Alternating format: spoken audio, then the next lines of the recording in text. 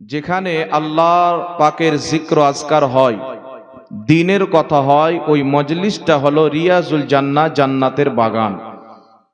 আজকের এই পবিত্র মাহফিল আল্লাহ তাবারাক ওয়া তাআলার দ্বীন, রাসূল পাক সাল্লাল্লাহু আলাইহি ওয়াসাল্লামের দ্বীনের প্রচার ও প্রসারের জন্য সাজানো হয়েছে। রাসূল পাক সাল্লাল্লাহু আলাইহি ওয়াসাল্লাম বলেন, তালাবুল ইলমি ফরিদাতুন আলা কুল্লি মুসলিমিন ওয়াল মুসলিমাতুন। ইলমে দ্বীন শিক্ষা করা প্রত্যেক মুসলমান নর এবং নারী, পুরুষ এবং মহিলা উভয়ের উপরে আল্লাহ তাবারাক ওয়া তাআলা ফরজ করেছেন। আর আল্লাহ তাবারাক ওয়া তাআলা পবিত্র কোরআন পাকে বলেন, কুল হাল ইয়াস্তাবিল্লাযীনা ইয়ালামুনা ওয়াল্লাযীনা লা ইয়ালামুন। আল্লাহ তাবারাক ওয়া তাআলা বলছেন, হে নবী তুমি বলো, যারা জানে এবং যারা জানে না, অর্থাৎ যারা আলিম এবং যারা আলিম নয়, উভয় কি সমান? ইমাম জালালউদ্দিন সিয়ুতি রাহমাতুল্লাহ আলাইহি নিজের ফেমাস তাফসিরের কিতাব তাফসিরে জালালাইন শরীফের মধ্যে বলতেছেন, লা ইয়াস্তাবি, যারা জানে এবং যারা জানে না উভয় কোনোদিন সমতুল্য হতে পারে না। আর আল্লাহ তাবারাক ওয়া তাআলা কোরআন পাকে বলেন, ফাসআলু আহলা যিকরে ইন কুনতুম লা তা'লামুন। যেটা তোমরা জানো না, যারা জানে তাদেরকে গিয়ে জিজ্ঞাসা করো। এজন্য পৃথিবীর মুসলমান জালসা দেওয়ার উদ্দেশ্য হচ্ছে, যারা অভিজ্ঞ আলিমে দ্বীন, তারা কোরআন হাদিসের ব্যাপারে, শরীয়তের ব্যাপারে জ্ঞান রাখেন, তাদেরকে দিয়ে মানুষ পর্যন্ত শরীয়তের সঠিক জ্ঞানকে পৌঁছে দেওয়ার জন্য এই জালসার ব্যবস্থা এবং আয়োজন করা হয়। আর যেই ব্যক্তি ইলমে দ্বীন শিখার নিয়তে আসে, বাজার ঘোরার নিয়তে নয়, আর অন্য কোনো দ্বিতীয় উদ্দেশ্যে নয়, ইলমে দ্বীন শিখবো বলে, কিছু শিক্ষা অর্জন করব বলে আসে, রাসূল পাক বলছেন, যেই ব্যক্তি জ্ঞানের সন্ধানে বের হয় সেই ব্যক্তি আল্লাহরই পথে বের হয়। আর ইমাম ফখরুদ্দিন রাজি রাহমাতুল্লাহ আলাইহি তাফসিরে রাজির মধ্যে উল্লেখ করেছেন, আল্লাহর হাবিব সাল্লাল্লাহু আলাইহি ওয়াসাল্লাম বলেন, যদি কোনো ব্যক্তি জ্ঞান অর্জন করতে বাড়ি থেকে বের হয় আর সেই ব্যক্তির যদি রাস্তাতে মারা যায়, মওত হয়ে যায়, তো আল্লাহ সুবহানাহু তাআলা সেই ব্যক্তিকে শহীদের মর্যাদা দান করে। শাহাদতের মওত হলে যেমন ফজিলত পাওয়া যায়, ইলমে দ্বীন শিক্ষা করতে গিয়ে যাওয়ার পথে বা আসার পথে যদি মারা যান, তাহলে আল্লাহ পাক ওই শাহাদতের মর্যাদা আপনাকে দান করবে। এই জন্য পৃথিবীর মুসলমান, তাহলে ইলমে দ্বীন শিখার গুরুত্বটা কত? রাসূল করিম সাল্লাল্লাহু আলাইহি ওয়াসাল্লাম বলেছেন, যদি কোনো ব্যক্তি সারা রাত্রি নফলি ইবাদতে ব্যস্ত থাকে আর একজন আলিম ব্যক্তি মাত্র কয়েক মিনিট বা কয়েক সেকেন্ড বা কয়েক ঘন্টা কোরআন এবং হাদিসকে নিয়ে গবেষণা করে, তাহলে সেই আবিদের চাইতে এর গবেষণা করার দাম আল্লাহর নিকটে বেশি। এই জন্য পৃথিবীর মুসলমান বলা হয়েছে, আল ইলমু নূরুন, শিক্ষা হচ্ছে নূর, ইলিম হচ্ছে নূর। যেই ব্যক্তির অন্তরে ইলিম চলে যাবে, সেই ব্যক্তির দুনিয়াও আলোকিত হয়ে যাবে, আখিরাতও আলোকিত হয়ে যাবে। আর একটি কথা জানতে হবে, যে যেই ব্যক্তির নিকটে ইলিম রয়েছে কিন্তু ইলিমের প্রতি আমল নাই, তাহলে তার চাইতে রাস্তার একটা পাগল অনেক ভালো। ইলিম থাকলে ইলিমকে ব্যবহার করতে হবে, সেই ইলিমের প্রতি আমল করতে হবে। আর আল্লাহ তাবারাক ওয়া তাআলা পবিত্র কোরআন পাকে বলেছেন, যে যেটা তুমি নিজে করো না, অন্য কাউকে আদেশ কেন করো? আগে নিজেকে পরিবর্তন করতে হবে, তারপর অন্য কাউকে পরিবর্তন হওয়ার কথা বলতে হবে। তখন আপনার কথা, তখন আপনার বক্তব্য মানুষের মনে অন্তরে আঘাত করবে, মানুষ তার প্রতি আমল করবে, মানুষের মধ্যে আসর করবে। এই জন্য পৃথিবীর মুসলমান, আজকের পবিত্র জালসা হচ্ছে দ্বীনে ইসলাম প্রচার করার জন্য, শিক্ষার জন্য। আমি আপনাদের সম্মুখে পবিত্র কুরআনুল কারীম হইতে আয়াতে কারিমা পাঠ করেছি। তার আগে মনে রাখবেন, আমরা হচ্ছে আহলে সুন্নাত ওয়াল জামাত, আমাদের নাম হচ্ছে মুসলিম। আমাদের নাম কি? মুসলিম। আমাদের কাফিরদের মোকাবেলায়, ইহুদির মোকাবেলায়, খ্রিস্টানদের মোকাবেলায়, হিন্দুদের মোকাবলায় আমাদের নাম হচ্ছে মুসলিম, আর ৭২-৭৩ জাহান্নামী ফিরকার মোকাবলায় আমাদের নাম হচ্ছে আহলে সুন্নাত ওয়াল জামাত। আর যখন ৭২-৭৩ ফিরকাও নিজেকে আহলে সুন্নাত ওয়াল জামাত বলে দাবি করবে, তখন আমাদেরকে হানাফি মুসলমান বা বেরেলভি মুসলমান বা ওলিয়া উলিয়া মান্যকারী মুসলমান বলে আখ্যায়িত করা হয়। তো আমরা হচ্ছে মুসলমান। তো মুসলমানের দলিল কটা? বর্তমান জামানাতে কিছু লোকের বক্তব্য হচ্ছে যে আমরা কোরআন এবং সহি হাদিস ছাড়া কিছুই মানি না। তবে একটা কথা মনে রাখবেন, যেই ব্যক্তি বলবে কোরআন এবং সহি হাদিস ছাড়া কিছুই মানা যাবে না, সেই ব্যক্তি কোরআনকেও মানল না, সেই ব্যক্তি হাদিসকেও মানল না। এর কারণ কি? আল্লাহ তাবারাক ওয়া তাআলা পবিত্র কোরআন পাকে বলেন, ইয়া আইয়ুহাল্লাযীনা আমানু আতিউল্লাহা ওয়া আতিউর রাসূল ওয়া উলিল আমরি মিনকুম। আল্লাহ সুবহানাহু ওয়া তাআলা বলছেন, হে ঈমানদারগণ, হে বিশ্বাসীগণ, আতিউল্লাহা, তোমরা আল্লাহর আদেশ মানো, ওয়া আতিউর রাসূল, এবং রাসূলের আদেশ মানো, ওয়া উলিল আমরি মিনকুম, এবং তোমাদের মধ্যে যারা উলিল আমর তাদের হুকুম মানো। তো আল্লাহর হুকুম হচ্ছে কোরআন, নবী মুস্তাফার হুকুম হচ্ছে হাদিস। উলিল আমরটাকে, তো এই আয়াতের তাফসিরে সাহাবী রাসূল হযরতে আব্দুল্লাহ ইবনে আব্বাস রাদিয়াল্লাহু তাআলা আনহু তাফসিরে আব্বাসের মধ্যে লিখতেছেন যে উলিল আমরের অর্থ হচ্ছে হক্কানি আলিম ফকিহ মুজতাহিদদের হুকুমকেও তোমরা মানো। জোরে বলেন সুবহানাল্লাহ। তাহলে পবিত্র কুরআনুল কারীমের মধ্যে আমরা তিনটি জিনিসের হুকুম মানতে পেলাম। এক, আল্লাহর হুকুম, রাসূলের হুকুম, আর হক্কানি মুজতাহিদ তবকার আলিমদের হুকুম মানতে আল্লাহ পাক বলেছেন। তো এখন বলেন বাবা, যদি কোনো ব্যক্তি বলে কোনো ইমামের কথা মানবো না, কোনো ফকিহ মুজতাহিদের কথা মানবো না, তাহলে সেই ব্যক্তির কি কোরআন মানা হলো? কোরআন পাক বলছেন হক্কানি আলিমদের হুকুম মানো, মুজতাহিদদের হুকুম মানো, ফকিহদের হুকুম মানো। তো যারা খোদার হুকুম মানবে, রাসূলের হুকুম মানবে, খোদা রাসূলের হুকুম মানার পর যারা মুজতাহিদদের হুকুমকে মানবে, তারাই হলো আসলে কোরআন মান্যকারী। জোরে বল সুবহানাল্লাহ। তাহলে কোন ব্যক্তি যদি বলে কোরআন আর সহিহ হাদিস ছাড়া কিছুই মানি না, তাহলে সেই ব্যক্তি এই কোরআন পাকের আয়াতকে অস্বীকার করলো। এই জন্য সেই ব্যক্তির কথা গুরুত্ব দেওয়া যাবে না, কারণ সেই ব্যক্তি হচ্ছে পথভ্রষ্ট, কোরআন পাকও সঠিকভাবে মানে না। এইবার চলে আসেন পৃথিবীর মুসলমান। ইসলামের দলিল হচ্ছে চারটি। আহলে সুন্নাত ওয়াল জামাতের মতে ইসলামের দলিল হলো চারটি।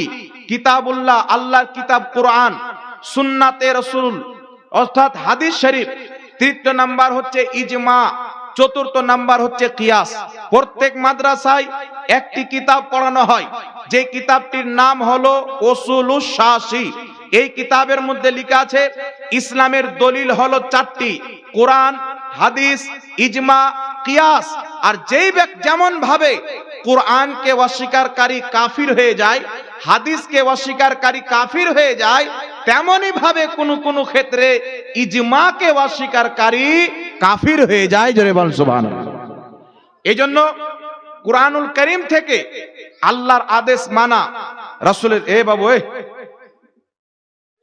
এদেরকে মোবাইল কে দিয়েছে ছোট ছোট বাচ্চাকে।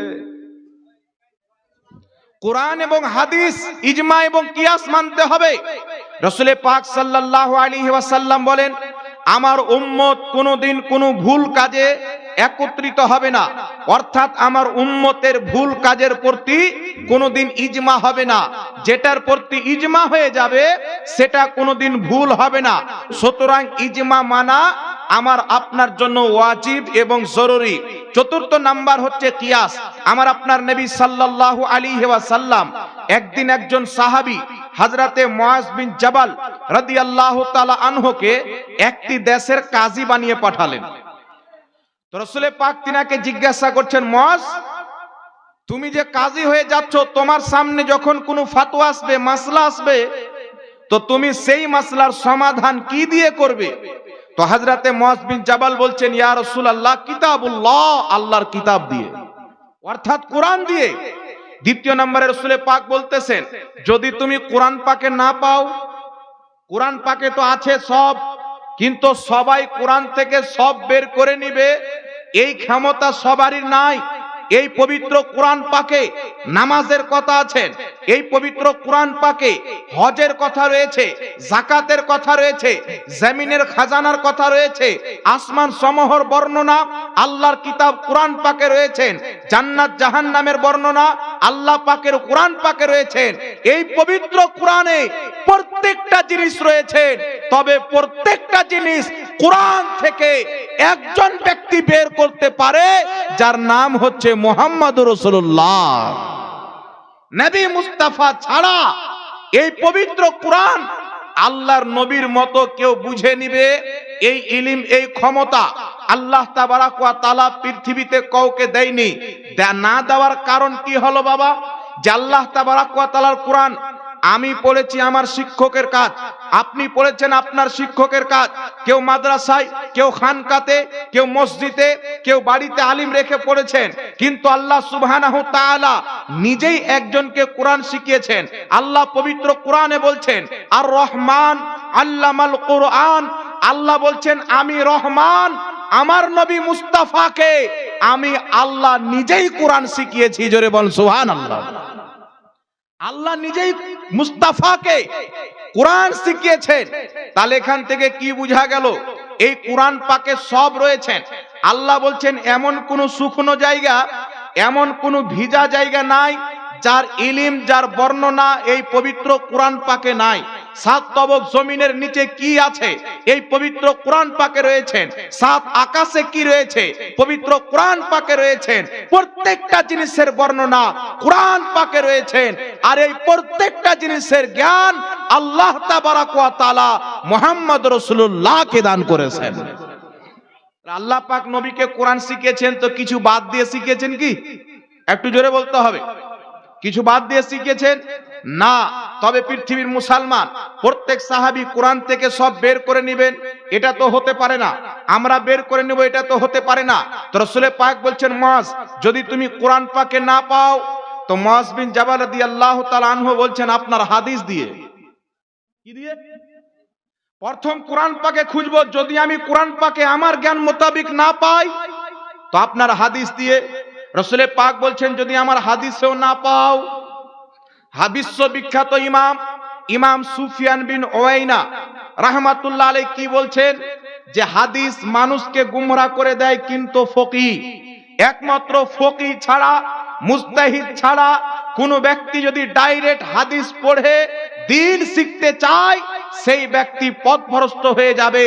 আর যদি ফকিহ থাকে তাহলে সেই ব্যক্তি কোরআন হাদিস থেকে দ্বীন শিক্ষা অর্জন করতে পারবে। বল সুবহানাল্লাহ।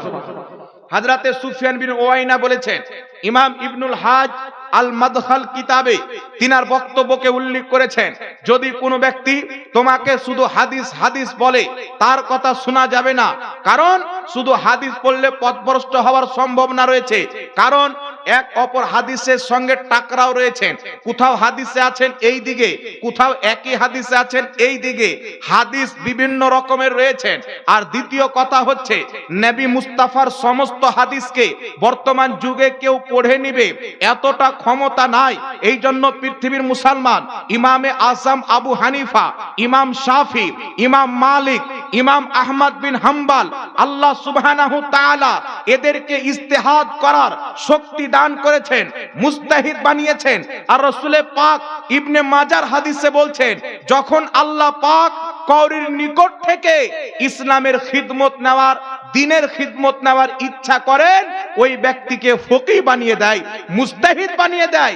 যেই ব্যক্তি মুস্তাহিদ হয় সেই একমাত্র কোরআন হাদিস থেকে ডাইরেক্ট মসলা বের করতে পারে। বল সুবহানাল্লাহ।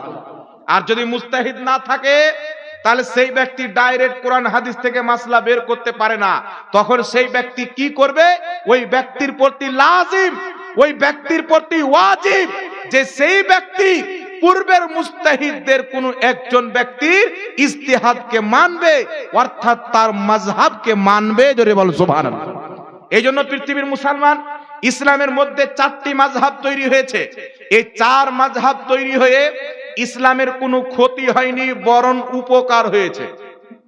উপকার হওয়ার কারণ কি? যদি চারটি মাযহাব তৈরি না হতো, যে কোনো ব্যক্তি কোরআন হাদিস নিয়ে বসে যেত, নতুন নতুন একটা দোকান খুলে বসে থাকতো, এটা আমার মাযহাব, এটা আমার মাযহাব, নিজেই নিজে বিভিন্ন মাযহাব তারা তৈরি করে নিত। কিন্তু কুরবান হয়ে যান ইমামে আযম আবু হানিফা, ইমাম শাফি, ইমাম মালিক, ইমাম আহমদ বিন হাম্বল, এই চার মাযহাবের ইমাম কুরআন এবং হাদিস থেকে প্রত্যেকটা মাসলা ইজতিহাদ করে বের করে আমাদের সামনে ফিকহ রূপে দিয়ে উম্মতে মুসলিমাকে পথভ্রষ্ট হওয়া থেকে এবং টুকরা টুকরা হওয়া থেকে বাঁচিয়ে নিয়েছেন। জোরে বল সুবহানাল্লাহ। কথা বুঝতে পারছেন কি পারেন না বাবা? বর্তমান জামানাতে অবস্থা দেখবেন, যেইগুলো মৌলবি মাযহাব মানে না, জটা মৌলবি ফতোয়া দেয় তই রকম কথা হয়। হয় কি হয় না? জোরে বলেন। জটা মৌলবি ফতোয়া দেয় তই রকম কথা। একই মাসলা কালিয়া চকে বলছে হারাম, মালদাতে গিয়ে বলছে জায়েজ, চাঁচলে গিয়ে বলছে মাকরু, আর মুর্শিদাবাদে গিয়ে বলছে মুস্তাহাব। মানে যেই ব্যক্তি মাযহাব মানে না, সেই ব্যক্তিকে পাগল কুকুর দিয়েও তুলনা করা যেতে পারে। জি, যেই দিকে দেখবে ওই দিকে ঘাউ ঘাউ করে দৌড়িয়ে পড়বে। কিন্তু যেই ব্যক্তি মাযহাব মানে, সে রাস্তার এদিক ওদিক হবে না, সোজা পথে গিয়ে কোরআন হাদিস পর্যন্ত পৌঁছে যাবে। জোরে বল সুবহানাল্লাহ। এই জন্য পৃথিবীর মুসলমান চার মাযহাবের প্রতি উম্মতে মুসলিমার ইজমা হয়েছেন। কিতাবটির নাম আল আসবাব ওয়ান নাযাইর। এই কিতাবের মধ্যে লেখা আছে চার মাযহাবের প্রতি উম্মতে মুহাম্মাদের ইজমা হয়ে গেছেন। তাফসিরাতে আহমদিয়ার মধ্যে লেখা আছে চার মাযহাবের প্রতি উম্মতে মুহাম্মাদিয়ার ইজমা হয়ে গেছেন। কিন্তু বর্তমান জামানাতে কিছু বাংলা পড়া বক্তা মার্কেটে বেরিয়েছে। তার সামনে যদি বাগদাদি কায়দা খুলে দেন তো সে পড়ার ক্ষমতা রাখে না। এই রকম বাংলা পড়ুয়া গাঁজা করে সে বলছে মাযহাব মানা যাবে না। আবু হানিফার মাযহাব যদি না মানা যায়, তোমার মতন জাহিলের বক্তব্য কেন শুনবো? তখন সে বলবে আমি কোরআন হাদিস থেকে কথা বলি। তো তুমি গাঁজাখোর কোরআন হাদিস থেকে কথা বলো, আর এত বড় ইমাম যে সাহাবীকে দেখেছেন, সে কি কোরআনের বাইরে কথা বলতে পারে? আর জোরে বলতে হবে বাবা, সে কি কোরআনের বাইরে কথা বলতে পারে? এই জন্য পৃথিবীর মুসলমান বর্তমান সমাজে কিছু লোক বেরিয়েছে, তারা নিজেকে বলতে চায় আমরা লা মাযহাবি, কখনো বলতে চায় আমরা আহলে হাদিস, আমরা হানাফি মাযহাব মানি না, শাফি মাযহাব মানি না। কথায় কথায় সৌদি আরবের উদাহরণ দেয়, কিন্তু সৌদি আরবের উলামায়ে কেরাম হাম্বলি মাযহাবকে ফলো করে। আমি আপনাকে বলতে চাই, পৃথিবীর মুসলমান যারা হাদিসের কিতাব লিখেছে তারা বেশি হাদিস বুঝে না যারা বাংলা পড়ে হাদিস বুঝেছে তারা বেশি বুঝে? ইমাম তিরমিজি হাদিস তিরমিজি শরীফ লিখেছেন, ইমাম তাহাবি শরীফ লিখেছেন, ইমাম মুল্লা আলী কারি লিখেছেন, ইমাম জালালউদ্দিন সিউতি লিখেছেন, ইমাম আবু দাউদ লিখেছেন, ইমাম ইবনে মাজা লিখেছেন।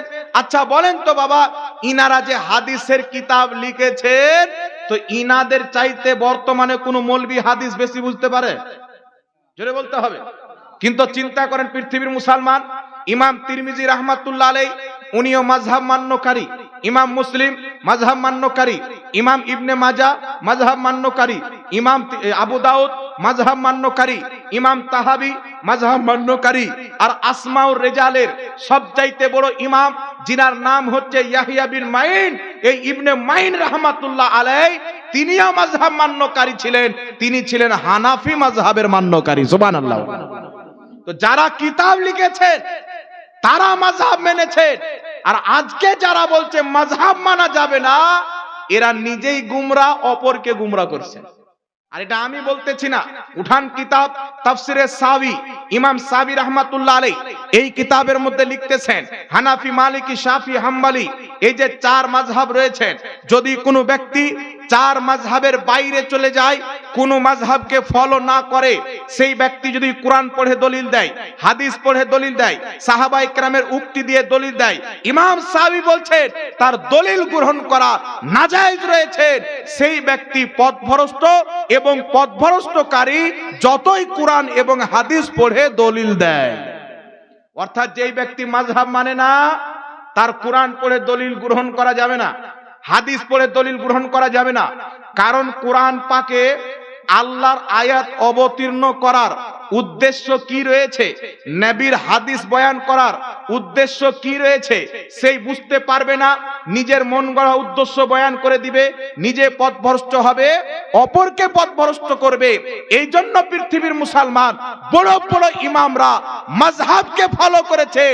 তো যদি বড় বড় ইমামরা মাযহাব ফলো করে, তো আমাদের মতন ছোটখাটো ব্যক্তির জন্য মাযহাব মানা তো জরুরি আছে।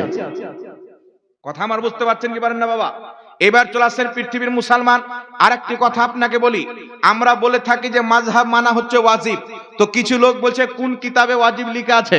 তো যারা লা মাযহাবী, তাদের বর্তমানে সবচাইতে বড় মুফতি শেখ ওসাইমিন, যার বাড়ি সৌদি আরবে, সে একটি আল উসুল বলে কিতাব লিখেছেন। সেই কিতাবের মধ্যে লিখতেছেন যে মাযহাব মানা ফরজ। আমরা ওয়াজিব বলি, তাদের ইমাম লিখতেছে মাযহাব মানা ফরজ। সৌদি আরবের বড় মুফতি শেখ ওসাইমিন বলছেন আল উসুল কিতাবে মাযহাব মানা ফরজ। আর বর্তমান যারা বলছে মাযহাব মানা যাবে না, তাদের সবচাইতে বড় ইমাম ইবনে তাইমিয়া নিজের কিতাবের মধ্যে লিখতেছেন ফাতাওয়া মিসরিয়ার মধ্যে যে চার মাযহাবের বাইরে কোনো দলিল নাই। জোরে বলুন সুবহানাল্লাহ। ইবনে তাইমিয়া হাম্বলি মাযহাবের মুকাল্লিদ মুহাম্মদ বিন আব্দুল ওয়াহাব নজদি, যে ওয়াহাবি মতবাদকে তৈরি করেছেন, সে হচ্ছে হাম্বলি মাযহাবের মুকাল্লিদ। ইবনে কাইয়্যুম, সেও মাযহাবের মুকাল্লিদ। আর তারপরে চলে আসেন ইমাম ইবনে কাসির, লা মাযহাবীদের সব ইমাম, ইনি হচ্ছেন মাযহাবের মুকাল্লিদ। তো আজকে যারা বলছে মাযহাব মানা যাবে না, এদের বড় বড় আকা মাওলারা নিজেই মাযহাব মেনেছেন। কথা মনে হয় বুঝতে পারছেন না বাবা? তাদের গুরু ঠাকুররা নিজেই মাযহাব মেনেছে। যাদেরকে তারা ইমাম বলে চলে, বলে কোরআন হাদিস ঠিক আছে, কোরআন হাদিসই যথেষ্ট আছে, তো কোনো মাযহাব কোরআন হাদিসের বাইরে নাই। এখানে একটা কথা আপনাকে বলি বাবা, আপনাদের কালিয়াচকের কোনো ব্যক্তি যদি কয়লার খাদানে কাজ করতে করতে এত বড় একটা সোনার ঢেলা পায়, 5-7 কিলো হবে, সেটাকে নিয়ে এসে যদি স্ত্রীর গলাতে ঝুলিয়ে দেয়, দেখতে ভালো লাগবে? জোরে বলেন। কেন ভালো লাগবে না? আপনার স্ত্রীর গলাতে 2 ভরি আছেন, 1.5 ভরি আছেন, 2.5 ভরি আছেন, আর ও গোটা 5-7 কেজি স্ত্রীর গলাতে ঝুলিয়ে দিয়েছে, তো কেন ভালো লাগবে না? এই জন্য ভালো লাগবে না বাবা। সোনা, এত বড় সোনা যদি আপনি পান 5-7 কেজি ওজনের, তাহলে সেই সোনাকে নিয়ে ওই সোনার ডাইরেক্ট ব্যবহার করার উপযুক্ত থাকে না। তাকে স্বর্ণকারের কাছে গিয়ে পিটিয়ে সাইজ করে হার বানাবে, তো গলাতে পড়লে সুন্দর লাগবে। কানের বালি বানাবে, তো কানে পড়লে সুন্দর লাগবে। তো কোরআন এবং হাদিস মহান সমুদ্র, মহান কিতাব, যার জ্ঞানের কোনো সীমা নাই। এই পবিত্র কোরআনকে 4 জন ইমাম ইজতিহাদ করে মাসলা বের করে কোরআন এবং হাদিসের প্রতি আমল করাকে সুন্দরভাবে সাজিয়েছেন। জোরে বল সুবহানাল্লাহ। তো ডাইরেক্ট কেউ যদি কোরআন হাদিস থেকে মুজতাহিদ সাজতে চায়, সেই ব্যক্তি তো পথভ্রষ্ট হবে রে বাবা। এমবিবিএস ডক্টরের লিখিত কথা বিএড পাস করা লোক পর্যন্ত বুঝতে পারে না। যাদের অভিজ্ঞ রয়েছে তারা বুঝতে পারে। তাহলে আল্লাহ পাকের কোরআন কলিমউদ্দিন আর সেলিমউদ্দিন বুঝে নিবে, বিমল দাসের বেটা মুচির বেটা বুঝে নিবে? এটা তো কোনোই মতে হতে পারে না। বুঝবে কারা? যাদেরকে আল্লাহ মুস্তাহিদ বানিয়েছেন। ইমামে আযম আবু হানিফা মুস্তাহিদ ছিলেন, ইমাম শাফি মুস্তাহিদ ছিলেন, ইমাম আহমদ বিন হাম্বল মুস্তাহিদ ছিলেন, ইমাম মালিক মুস্তাহিদ ছিলেন। এই 4 মাযহাবের মধ্যে যারা যেই মাযহাবকে ইচ্ছা ফলো করবে, একটি মাযহাবকে ফলো করা মুসলমানদের জন্য জরুরি রয়েছে। বলো সুবহানাল্লাহ। এই জন্য আমরা হানাফি মাযহাব মানি। এবার 4টা মাযহাবকে নিয়ে এলেন বাবা। এই যে 4 মাযহাব রয়েছে, তো 4 মাযহাবের মধ্যে সবচাইতে রাসূল পাকের নিকটবর্তী কোনটা মাযহাব? সবচাইতে নিকটবর্তী মাযহাব হচ্ছে ইমামে আযম আবু হানিফার হানাফি মাযহাব। 4 ইমামের শিক্ষকের শিক্ষক ইমামে আযম আবু হানিফা, তিনার ওয়াসায়ের মধ্যে লিপিবদ্ধ রয়েছেন। ইমামে আযম আবু হানিফা রাহমাতুল্লাহ আলাইহি নিজের বেটাকে বলছেন, বেটা আমি 5 লক্ষ হাদিস সংগ্রহ করে রেখেছি। কত লক্ষ হাদিস? 5 লক্ষ হাদিস আমি সংগ্রহ করে মুখস্থ করে রেখেছি। তার মধ্যে মাত্র 3টি হাদিস দিয়ে তোমাকে নসিহত করতেছি। এই জন্য কিছু লোক বলতেছে যে ইমামে আযম আবু হানিফা মাত্র 3টা হাদিস জানতো। কত বড় বেঈমান, চিন্তা করেন। বলছে আবু হানিফা 3টা হাদিস জানতো, কিন্তু পৃথিবীর মুসলমান বিষয়টা তাই নয়। ইমামে আযম আবু হানিফা 5 লক্ষ হাদিস মুখস্থ জানতেন, 3টি হাদিস দিয়ে নিজের ছেলেকে নসিহত করেছেন। আর ইমামে আজম আবু হানিফা রাহমাতুল্লাহ আলাইহির ব্যাপারে বিশ্ববিখ্যাত মুজতাহিদ ইমাম শাফি রাহমাতুল্লাহ আলাইহি কি বলতেছেন? তিনি বলতেছেন যে ইলমের দিক দিয়ে আমরা সবাই ইমামে আজম আবু হানিফার ছাত্র শিষ্য। জোরে বল সুবহানাল্লাহ। আমরা কে? আবু হানিফার শিষ্য। এইবার চলে আসেন পৃথিবীর মুসলমান, আমরা ইমামে আজম আবু হানিফাকে ফলো করি। তিনার মাকাম ও মর্যাদা কি?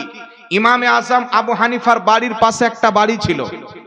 ইমাম আবু হানিফা রাহমাতুল্লাহ আলাইহি যখন ইন্তিকাল করলেন, তো পড়োশির বাড়ির একটা বাচ্চা তার বাবাকে জিজ্ঞাসা করছেন, বাবা, ইমামে আজম আবু হানিফার বাড়ির ছাদের উপরে প্রতিটি রাত্রে একটা খাম্বা দেখতে পেতাম। আপনার এশার নামাজ থেকে নিয়ে ফজর পর্যন্ত দেখতে পেতাম, দিনের বেলা দেখতে পেতাম না। কিন্তু যখন থেকে আবু হানিফা ইন্তিকাল করেছেন, তারপর থেকে সেই খাম্বা কিন্তু আর দেখতে পাই না।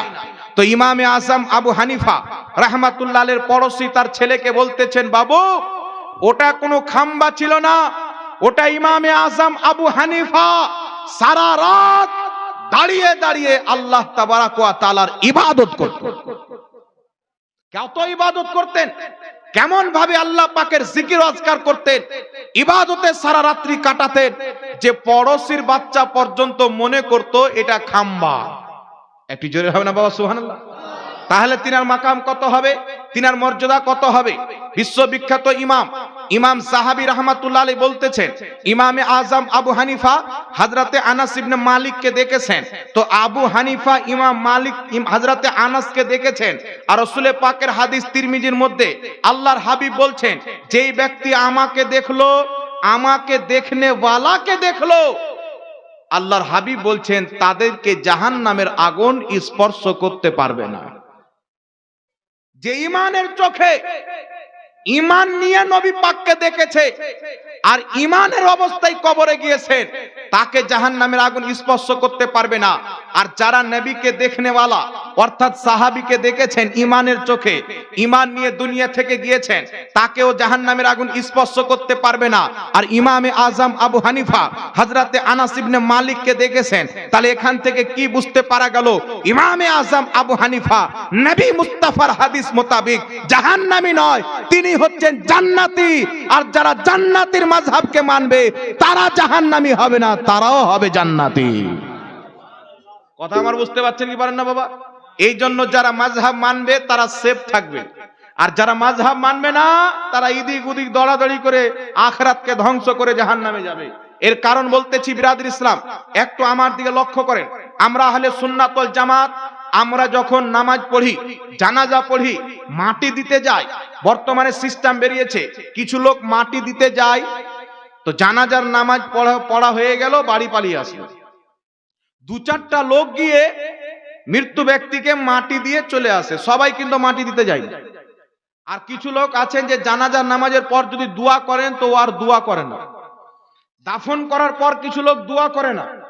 কিন্তু আমরা আহলে সুন্নাত ওয়াল জামাত দাফন করার পর, জানাজার নামাজের পর, আমরা আহলে সুন্নাত ওয়াল জামাত মৃত্যু ব্যক্তির জন্য দোয়া করি, আর বাড়িতে এসেও সেই মৃত্যু ব্যক্তির রুহে মাগফিরাতের জন্য দোয়া করি। সুবহানাল্লাহ।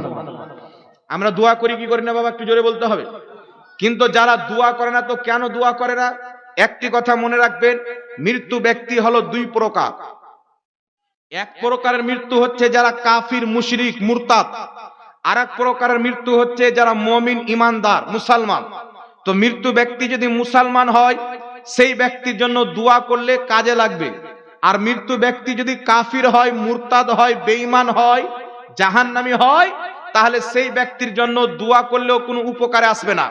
আজকে আপনাদের মসজিদের কালেকশন হচ্ছিল, যদি কোনো ব্যক্তি বলে যে আমি আবু জেহেলের নামে 5000 টাকা দান করলাম, তাহলে আবু জেহেলের কবরে একটাও নেকি যাবে না, বরং যে দান করবে তার ঈমান চলে যাবে। কিন্তু কোন ব্যক্তি যদি বলে আমি আবু বকর সিদ্দিক রাদিয়াল্লাহু তাআলা আনহুর নামে 5000 টাকা দান করলাম, আল্লাহ তাবারাক ওয়া তাআলা ওই 5000 টাকা দান করার নেকি হযরতে সাইয়্যিদিনা আবু বকর সিদ্দিকের খাতায় লিপিবদ্ধ করে দিল। তো মুর্দা যদি ইমানদার থাকে তার জন্য দোয়া হবে, মুর্দা যদি ইমানদার না থাকে তার জন্য দোয়া হবে না। সোশ্যাল মিডিয়ার মাধ্যমে কিছু টুপিওয়ালা শয়তান বেরিয়েছে, দাড়িওয়ালা শয়তান। শয়তান এখন রেস্টে আছে। কালিয়াচকের একটা লোক ঘুরতে গিয়েছেন একটা বাগিচা জঙ্গলের মধ্যে, দেখছেন একটা লোক সিংহাসনে বসে আছে, তাকে দেখে মনে হচ্ছে তার কোনো চিন্তা নাই। বলেন তো ভাই, আমাদের ভারতের প্রধানমন্ত্রী মোদী, তারও তো কোনো না কোনো চিন্তা আছে। এত বড় একটা দেশের দায়িত্বে আছে, তার চিন্তা আছে কি নাই? যে অঞ্চলের প্রধান রয়েছে তারও চিন্তা আছে, যে গ্রামের মেম্বার আছে তারও কোনো না কোনো চিন্তা আছে, যে ফ্যামিলির মালিক রয়েছে তারও কোনো না কোনো চিন্তা আছে। কিন্তু কালিয়াচকের লোক দেখছেন জঙ্গলের মধ্যে একটা লোক বসে আছে, পাও হিলাচ্ছে, ওকে দেখে মনে হচ্ছে ওর কোনো চিন্তা নাই। জিজ্ঞাসা করছে, বাবু তুমি কে? তোমাকে দেখে মনে হচ্ছে কোনো চিন্তা নাই। বলছে আমি ইবলিস। বলছে তুমি ইবলিস, তো তোমার কাজ কে করতেছে? মানুষকে গুমরা করা তোমার কাজ, সমাজে ফিতনা তৈরি করা তোমার কাজ, মানুষকে পথভ্রষ্ট করা তোমার কাজ, গুনহার দিকে ধাবিত করা তোমার কাজ, নেকিতে বাধা দেওয়া তোমার কাজ। তুমি মরে গেছো, তো তোমার কাজ কে করছে?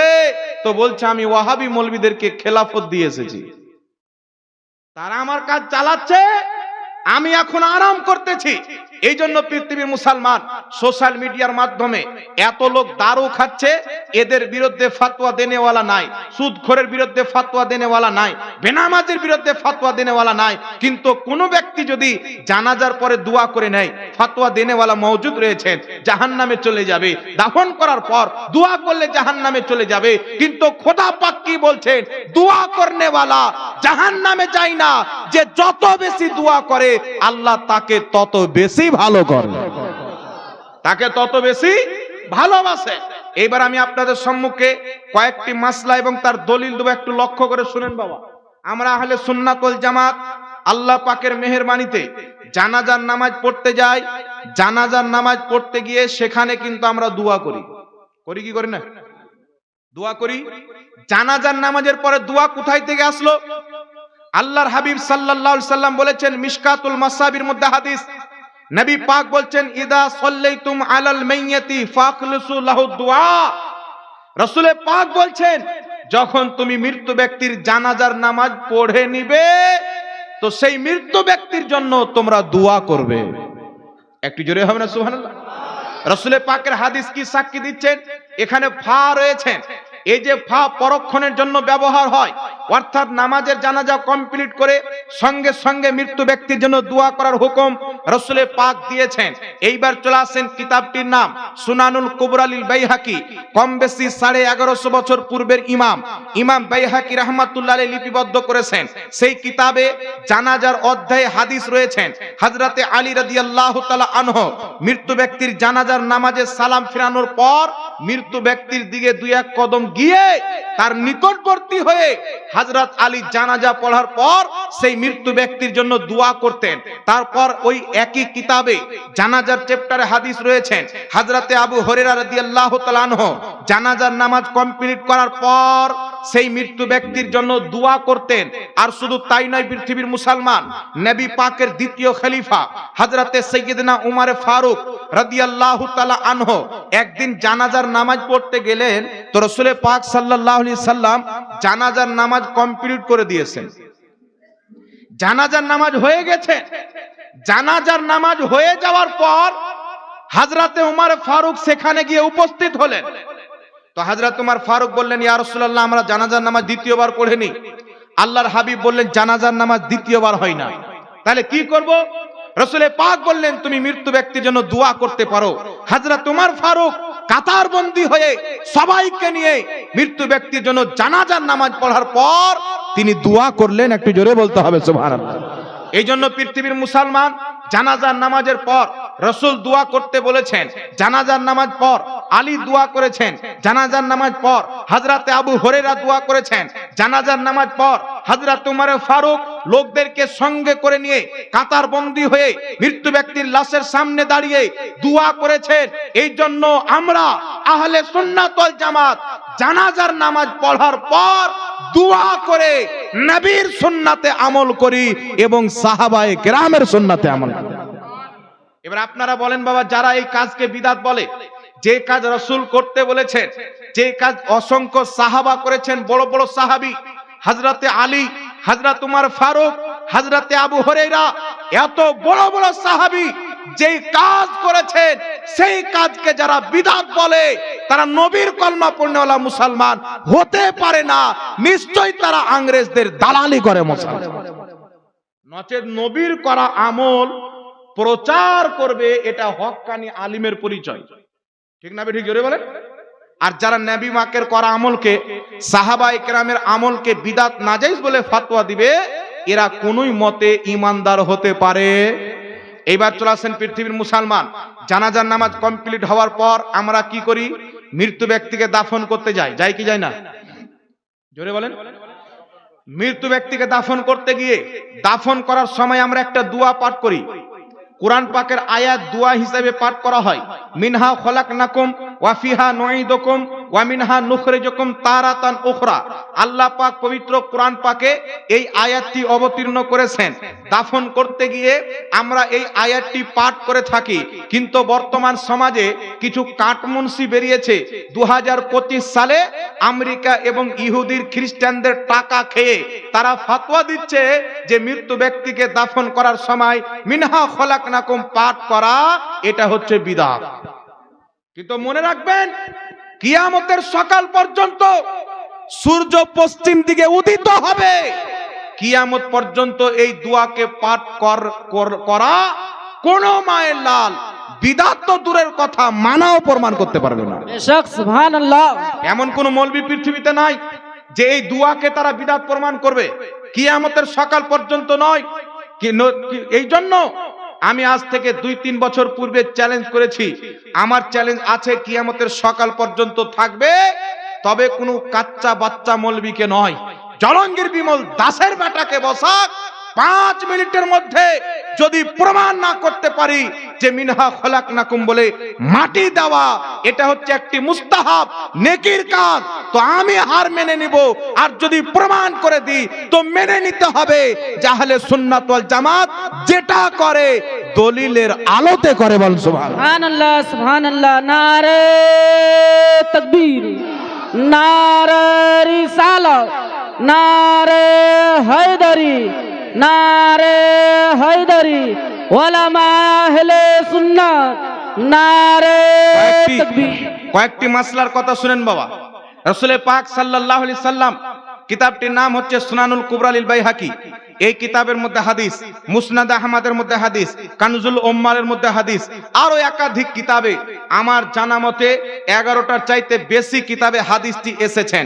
রাসূল আকরাম নূরে মুজাসসাম সাল্লাল্লাহু তাআলা আলাইহি ওয়াসাল্লামের মেয়ে হযরতে উম্মে কুলসুম ইন্তিকাল করলেন। কেটা?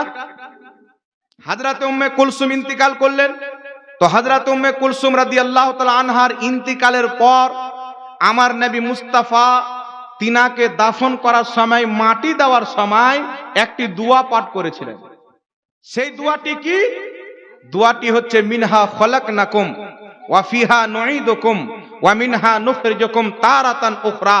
আমার নবী মুস্তাফা নিজের মেয়েকে এই আয়াতটি পাঠ করে মাটি দিয়েছেন। তাই নবীর কালমা পড়নেওয়ালা যারা মুসলমান হবে তারাও মৃত্যু ব্যক্তিকে দাফন করার সময় এই আয়াতটি পাঠ করবে, আর যারা ইংরেজদের কলমা পড়া মুসলমান হবে তারাই এটাকে নাজায়েজ এবং বিদআত বলবে। বেশক বেশক। তো আমরা তো আহলে সুন্নাত ওয়াল জামাত নবী পাকের দ্বীনকে মেনেছি, সাহাবায়ে কেরামের দ্বীনকে মেনেছি, তাহলে ইংরেজদের কথা লওয়ার দরকার আছে? একটু কথা বলতে হবে। কোনো দরকার নাই। নবী পাক মাটি দিলেন, এখন কোন মৌলবি বলবে হাদিসটি জয়ীফ, এখন মৌলবি বলবে হাদিসটি জয়ীফ, কিন্তু ইমামে আহমদ বিন হাম্বল মুসনাদ আহমদে হাদিসটি উল্লেখ করেছেন। বেইরুত লেবাননের প্রিন্ট যেই পৃষ্ঠায় হাদিসটি রয়েছেন ওই পৃষ্ঠার হাসিয়াতে লেখা আছে ইসনাদহু হাসান। এই হাদিসের সনদ হলো হাসান পর্যায়ের। জোরে বলতে হবে সুবহানাল্লাহ সুবহানাল্লাহ সুবহানাল্লাহ। এইজন্য পৃথিবীর মুসলমান মুহাদ্দিসিনে কেরাম কি বলেছেন, এই হাদিসের প্রতি আমল করা যাবে কি যাবে না এটা বলবে মুহাদ্দিসিনে কেরাম। মুহাদ্দিস চাইতে তো হাদিস বেশি কেউ বুঝে না।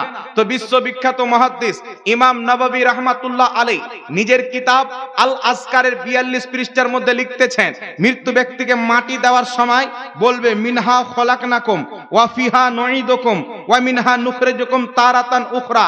ইমাম নববী বলতেছেন এই আয়াতটি পাঠ করে মাটি দেওয়া, তিনি বলছেন এটা মুস্তাহাব। জোরে বলেন সুবহানাল্লাহ। সুবহানাল্লাহ। নেকির কাজ, সওয়াবের কাজ। শুধু তাই নয়, পৃথিবীর মুসলমান যারা এই দোয়া পাঠ করাকে বিদআত এবং নাজায়েজ বলেন, লা মাযহাবীদের সবচাইতে বড় মুফতি যার নাম হলো ইবনে বাস। ইবনে বাস নিজের কিতাব মাজমুউল ফাতাওয়ার মধ্যে লিখতেছেন, তাকে প্রশ্ন করা হলো সওয়াল, মিনহা খলাকনাকুম ওয়া ফিহা নুঈদুকুম ওয়া মিনহা নুখরিজুকুম তারাতান উখরা ইনদা দাফান, মৃত্যু ব্যক্তিকে দাফন করার সময় মিনহা খলাকনাকুম এই আয়াতটি পাঠ করা কি? তো জবাব দিতে গিয়ে বলতেছেন হাদা সুন্নাতুন, এই আয়াতটি দাফন করার সময় পাঠ করা মুহাম্মদ রাসূলুল্লাহর সুন্নাত। জোরে বলেন সুবহানাল্লাহ। সুবহানাল্লাহ। সুবহানাল্লাহ। তাদের সবচাইতে বড় মুফতি বলছে সুন্নাত, আর আজকের গাধা গালা বলছে বিদআত। চিন্তা করছেন বাবা? এই জন্য আপনাদেরকে বলতে চাই, বর্তমানে কিছু মৌলবি মার্কেটে বেরিয়েছে, এদের কাজ হচ্ছে ইংরেজদেরকে খুশি করা, ইহুদিদেরকে খুশি করা, মুসলমানদের মধ্যে বিভ্রান্তি তৈরি করে এদের কবরস্থানে মারামারি লাগানো, মসজিদে মারামারি লাগানো, জানাজার ময়দানে মারামারি লাগানো, ঈদগাহার ময়দানে মারামারি লাগিয়ে মুসলমানদেরকে ধ্বংস করার পরিকল্পনা নিয়ে দাড়ি টুপি লাগিয়ে ময়দানে নেমেছেন। এই জন্য পৃথিবীর মুসলমান নবী মুস্তাফা 1450 বছর পূর্বে বলেছেন 72টি ফিরকা জাহান্নামে যাবে, একটি জান্নাতে যাবে, যে আমার সাহাবীর তরিকাতে চলবে তারাই হবে জান্নাতি। জোরে বল সুবহানাল্লাহ। সুবহানাল্লাহ। জানাজার নামাজের পর দোয়া করা নবী সাহাবীর তরিকা, মিনহা খলাকনাকুম বলে মাটি দেওয়া নবী মুস্তাফার তরিকা। বড় বড় মুহাদ্দিস জায়েজ বলেছেন, লা মাযহাবীদের পিতাও জায়েজ বলেছেন। এই জন্য বর্তমানে যারা এইগুলোকে নিয়ে ফিতনা করে, আর এইগুলো মৌলবীর যারা কথা শুনে, তারা এইগুলো মৌলবীর সাথে জাহান্নামে যাবে। আর যারা রাসূলের হাদিসকে ফলো করে, নবী পাকের কথাকে ফলো করে, মুস্তাফা পড়েছেন বলে মিনহা খালাকনাকুম বলে মাটি দেয়, তারা নবীর সঙ্গে জান্নাতে যাবে। জোরে বল সুবহানাল্লাহ। কথা বুঝতে পেরেছেন? মৃত্যু ব্যক্তিকে দাফন করার পর, মাটি দেওয়ার পর দোয়া করার হয় কি হয় না বাবা? কিছু সমাজে গিয়ে দেখবেন যে জানাজার নামাজ পড়ার পর একজন ব্যক্তি বলছেন, হুজুর আমরা একটা জায়গাতে জানাজা পড়তে গেলাম, তো আসসালামু আলাইকুম ওয়া রাহমাতুল্লাহ তাকিয়ে আছি যে দ্বিতীয়বার সালাম ফিরাবে, তো একবার আসসালামু আলাইকুম ওয়া রাহমাতুল্লাহ, দ্বিতীয়বার আর সালাম ফিরাই না। টেনশনে পড়ে গেলাম, একবারই কেন সালাম ফিরালো? তা আমি বললাম, যে ফিরালো সে বলতে পারবে একবার কেন ফিরালো, আমি কি করে বলবো? আমার নবী মুস্তাফা সাল্লাল্লাহু আলাইহি সাল্লাম, সাহাবায়ে কেরাম যখন কোন জানাজার নামাজ পড়তেন, তো আল্লাহর নবী মুস্তাফা এবং নবী পাকের সাহাবী দুই দিকে সালাম ফিরাতেন। কত দিকে সালাম ফিরাতেন জোরে বলেন? দুই দিকে। যারা একদিকে সালাম ফিরায়, যদি তাদেরটা মেনে নিজে একদিকে সালাম ফিরানো রয়েছে, আচ্ছা বলেন তো বাবা, 1 টাকার মধ্যে কি 2 টাকা আছে? কথা বলতে হবে। 1 এর মধ্যে 2 নাই, কিন্তু 2 এর মধ্যে 1 রয়েছে। তো যদি হাদিসে থাকে একবার সালাম ফিরিয়েছেন নবী, এটাও হাদিসে আছে 2 বার সালাম ফিরিয়েছেন, তো আমরা আহলে সুন্নাত ওয়াল জামাত 2 বার সালাম ফিরালাম, তো ওর মধ্যে 1 বার রয়েছে, তো 1 বার কার হাদিসও আমল হলো, 2 বার কার হাদিসও আমল হলো। আর যারা 1 বার ফিরায়, 2 বার কার হাদিসটা ছেড়ে দিল, তাহলে আহলে হাদিস, হাদিস মাননেওয়ালা তারা হলো না আমরা হলাম? প্রকৃত হাদিস মাননেওয়ালা কারা হলো? যারা দুটোই হাদিসকে মানে। আর যারা একটা মেনে একটাকে অস্বীকার করে, তারা হাদিস মাননেওয়ালা হলো না, নিজের নফসের গোলামি করনেওয়ালা হলো। বেশক বেশক। এই জন্য পৃথিবীর মুসলমান আল্লাহর নবী সাল্লাল্লাহু আলাইহি সাল্লাম জানাজার দাফন করার পর পালিয়ে যেতে নিষেধ করেছেন। আমার নবী মুস্তাফা দাফন করার পর মানুষকে পালিয়ে যেতে নিষেধ করেছেন। একটু আমার দিকে লক্ষ্য করেন, আল্লাহর হাবিব কি বলেছেন? বর্তমান জামানাতে দেখবেন আমাদের সুন্নি মাযহাবে নাই, আলহামদুলিল্লাহ, আমাদের মধ্যে কোনো ব্যক্তি মৃত্যু ব্যক্তিকে দাফন করার পর পালায় না। না পালার কারণটা কি? উঠান কিতাব আবু দাউদ শরীফের মধ্যে সহিহ সনদে হাদিস, আলবানী পর্যন্ত হাদিসটিকে সহিহ বলেছেন। আল্লাহর হাবিব বলছেন, ইদা ফারাগা মিন দাফনিল মাইয়াতি ওয়াকাফাত আলাইহি ক্বালু ইস্তাগফিরু লি আখিকুম।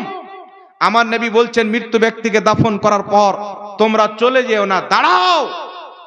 ইয়া রাসূলুল্লাহ, দাঁড়িয়ে কি করব? আমার আপনার নবী মুস্তাফা সাল্লাল্লাহু আলাইহি ওয়াসাল্লাম বলছেন ক্বালু ইস্তাগফিরু লি আখিকুম, তোমরা তোমার মৃত্যু ভাইয়ের জন্য ইস্তেগফার করো, দোয়া করো, জোরে বল সুবহানাল্লাহ। সুবহানাল্লাহ সুবহানাল্লাহ। মৃত্যু ব্যক্তিকে দাফন করার পর তোমরা চলে যেও না, দাঁড়াও, মৃত্যু ব্যক্তির জন্য দোয়া করো। কেমন ভাবে দোয়া করব? পৃথিবীর মুসলমান লামাযহাবিদের ফতোয়ার কিতাব ফাতাওয়া নাসিরিয়ার মধ্যে লিপিবদ্ধ রয়েছে যে আল্লাহর নবী মুস্তাফা মৃত্যু ব্যক্তিকে দাফন করার পর স্বাভাবিক দোয়া করতেন, সবাইকে নিয়ে হাত তুলে দোয়া করতেন। লামাযহাবিদের গুরু জুবের আলী সেই নিজের কিতাব ফাতাওয়া ইলমিয়ার মধ্যে লিখেছে যে দাফন করার পর এই হাদিস থেকে প্রমাণিত হয় সবাই মিলে হাত তুলে দোয়া করা জায়েজ রয়েছে, নবী মুস্তাফা করতে বলেছেন। লামাযহাবিদের সবচাইতে বড় মুফতি ইবনে বাজ মাজমুয়া ফাতাওয়ালে ইবনে বাজের মধ্যে লিখেছেন দাফন করার পর সবাই মিলে হাত তুলে দোয়া সাহাবায়ে কেরাম করতেন, তাই দাফন করার পর সবাই মিলে হাত তুলে দোয়া করা এটা জায়েজ, বরং নবী মুস্তাফা করতে বলেছেন, জোরে বল সুবহানাল্লাহ। সুবহানাল্লাহ সুবহানাল্লাহ। তাহলে যেই ব্যক্তি পালিয়ে গেল তারা নবীর দিনকে মানলো না যেই ব্যক্তি দোয়া করলো তারা নবীর দিনকে মানলো? এখন তো যুগ উল্টা চলছে বাবা। যারা রাসূলুল্লাহর কথায় আমল করছে তাদেরকে বিদাতি বিদাতি বলা হচ্ছে, আর যারা শয়তানের পথকে মেনে নবীর দ্বীনকে অস্বীকার করে জানাজার পর দোয়া করা বন্ধ করেছে, দাফন করার পর দোয়া করা বন্ধ করেছে, মাটি দেওয়ার দোয়া বন্ধ করেছেন, খোদার কসম খেয়ে বলি তারা শয়তানের দ্বীনকে ফলো করেছে। আর যারা এগুলো চালু রেখেছে মুহাম্মদ রাসূলুল্লাহর দ্বীনকে তারা জিন্দা রেখেছে, বল সুবহানাল্লাহ। সুবহানাল্লাহ সুবহানাল্লাহ। তাহলে হকপন্থী কারা? যারা নবী এবং সাহাবীর তরিকাতে চলবে, আর যারা নবী সাহাবীর তরিকাকে পিঠ পিছনে রেখে আমেরিকার ফান্ডিং কি বলছে ওটা দেখবে, সৌদির যাকাত কি বলছে ওটা দেখবে, নিঃসন্দেহে তারা জাহান্নামী। তাদেরকে ফলো করনেওয়ালা, তাদের কথা আমল করনেওয়ালা তারাও জাহান্নামে যাবে। এই জন্য আহলে সুন্নাত ওয়াল জামাত পৃথিবীতে কওরির পরোয়া করে না। নবী এবং সাহাবী যেই দিকে সুন্নি মুসলমান সেই দিকে, বল সুবহানাল্লাহ। সুবহানাল্লাহ সুবহানাল্লাহ। এবার চলে আসেন পৃথিবীর মুসলমান আমরা আহলে সুন্নাত ওয়াল জামাত জানাজার পর দোয়া করি কেন, বুঝতে পেরেছেন? নবী করতে বলেছেন, সাহাবায়ে কেরাম করেছেন। মাটি দিতে গিয়ে মিনহা খলাকনাকুম কেন পাঠ করি? আমার নবী নিজে পাঠ করেছেন। দাফন করার পর দোয়া কেন করি? আমার নবী নিজেই করেছেন।